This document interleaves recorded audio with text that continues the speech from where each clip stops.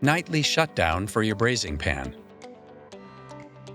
In this video, we will cover how to complete nightly shutdown for your Vulcan braising pan. All demonstrations in this video have been performed by trained professionals. For nightly shutdown, lower the braising pan to the down position and turn the on-off switch to the off position.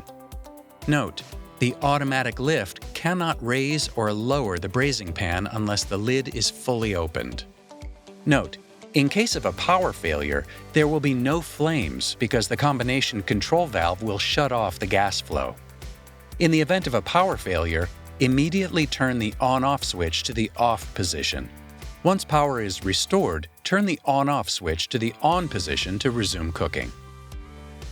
Now you are ready to use your Vulcan braising pan.